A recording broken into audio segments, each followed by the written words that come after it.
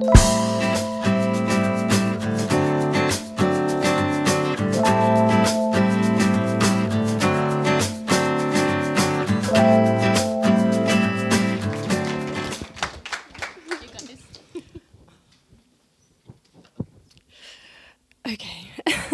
so first up, I'm a writer, not a speaker, and this is my wee novel. I'll go as fast as I can. I'm walking along the beach. Normally the beach is my happy place, and I'm gazing out at the magnificence of the ocean, but not today. Today I can't see anything because my head is down, and my eyes are blurred with tears.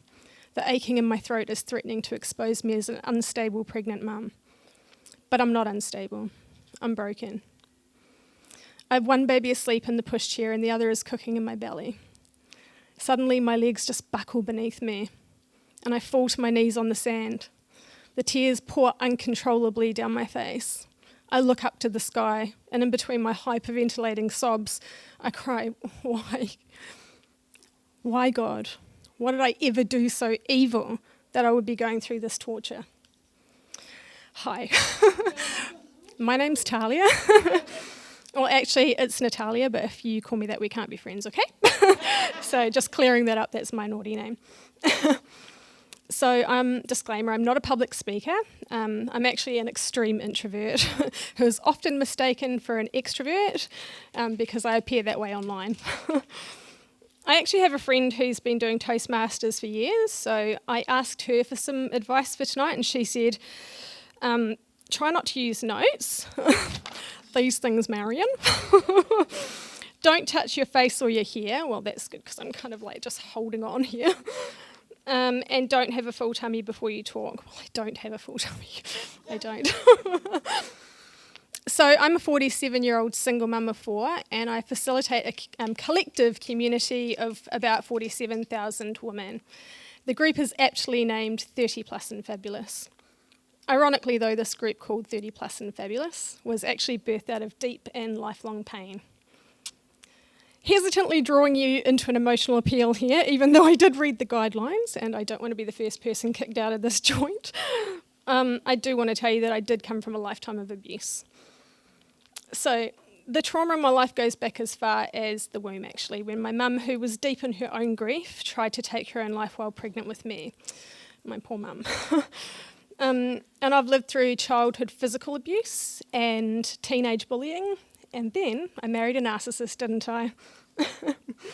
And out of all the trauma I've ever suffered in my whole life, it was the emotional abuse at the hands of my now very ex-husband that caused me to almost take my own life.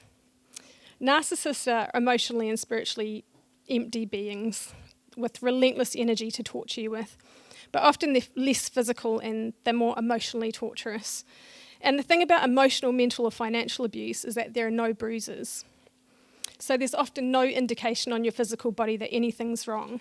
And because with emotional abuse you're made to feel like you are the one to blame for everything, you're always trying to put a smile on your face in front of other people so no one really knows how much you're suffering.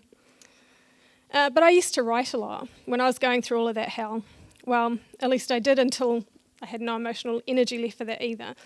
But the thing about writing things down is that you read it back to yourself and it imprints itself into the parchment of your soul. I still have pieces of writing floating around in my head, reminding me that I said I'd never stand by and watch another woman suffer through the hell that I was going through. In fact, to this very day, every time I pack my groceries in the car, I just say a little thank you, God. Thank you that I can actually feed my family. And one day I asked him, I said, why is this memory of financial abuse and poverty still etched so deeply in me that I thank you every time I buy my food? And I heard just a gentle whisper in my spirit, so you won't forget the ones who once were you. And I never have. So when my marriage ended once and for all, and if you know how hard it is to be free of a narcissist, you'll understand what a relief that was. Sorry. And I was left as a single mum of 4, 2 of them back-to-back babies. And I knew that I didn't have the emotional or physical energy to go back into the workplace. I'd also previously opened a little business, being a makeup artist, but makeup school was spitting out artists at a dime a dozen, and they were gorgeous, talented 16 to 20-year-olds who possibly still lived at home with probably not too many outgoings because they were charging $30 for their beautiful makeup services, most likely just to buy their next latte. And then there was me, broken, an exhausted mum of 4 who needed to feed my children. And I just couldn't compare with their prices.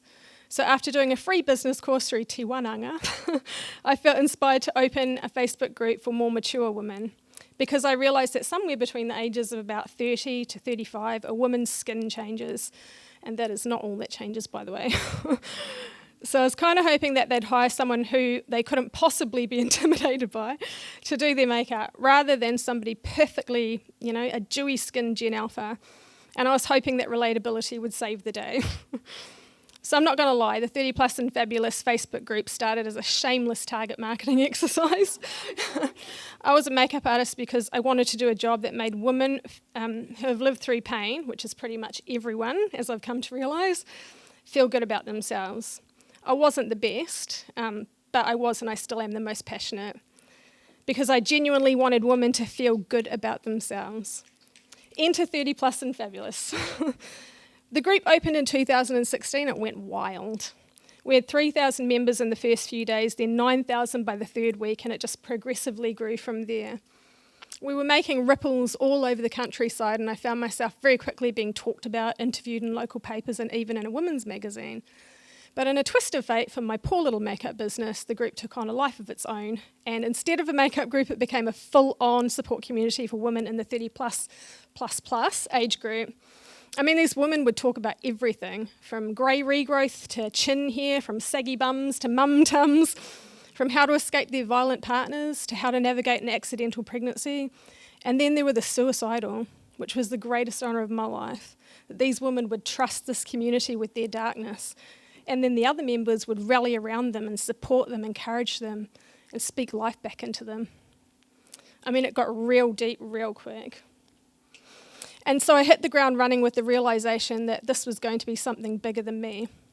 But you know what? The thing is, I just inherently knew that I had been born for such a time as this. They say that anger plus love gives birth to passion. And this group was the epitome of all of the love and hate that I felt about my past, wrapped up into a crazy little online community. And it wasn't lost on me that we were calling ourselves fabulous, because in my marriage, where my husband was constantly calling me a good-for-nothing, worthless whore, I learnt to whisper life-giving words to myself just to stay alive. And so I understood that these women needed love, encouragement, belief, camaraderie, and support. And in order to keep our environment as safe as possible, I made the ruthless decision that I would absolutely tolerate no bullying or hate. And I was so strict about this decision that anyone being mean to another member instantly got the boot. And you can only imagine the retaliation of hate messages I received from blocked ex-members, because back in 2016, no one was being called out for the way they treated other people online, and they did not like it. So boy, did they let me know. But the thing is, you couldn't call me a name I hadn't been called before. I came to this group with lifelong thick skin, and it only got thicker. I didn't care about who hated me as long as I could protect my vulnerable group members. And I guess it depends what kind of community you're building as to how ferocious you are about dealing with online hate, but in my opinion, I was having none of it. Because I believe that once you show us who you are, that is who you really are. I still find it weird, though, that people follow influencers. Like, I don't consider myself an influencer because, first of all, no one actually listens to me. But my group, and I use the word my loosely, isn't one little bit about me. It's about my girls. It's about me doing everything within my power that I can to serve them, help them, and facilitate a space that encourages and uplifts them. And the only thing that makes it mine is the fact that I have the passion to never give up on these women. And while I have breath in my lungs, I never will. And because I don't utilise my group like an influencer might, that often means feeling highly embarrassed when I have to try and sell some makeup or skincare in the group. Because I hate thinking that I'm taking advantage of them, but a girl's got to eat, you know. So anyway, long story short, or is that short story long? And if you haven't already been put off having an online community, let me leave you with these last few thoughts. If you want to build a community, you have to have a genuine passion for what you're building, because people can smell a rat a mile away. If you don't absolutely love what you're building, then step aside and let someone with passion take the wheel, because groups are most definitely passion projects. If you think you're going to open a group and get super rich and successful, hate to burst your bubble, but any money you make is going to cost you your blood, sweat and tears, and sometimes even your soul. Online community building is not for the faint of heart, but if you do feel the need to have a good cry into your pillow on a regular basis, go ahead and open that group. And if you don't have to have had a terrible, terrible life to be an empathetic human enough to handle a group like this, but it sure helps.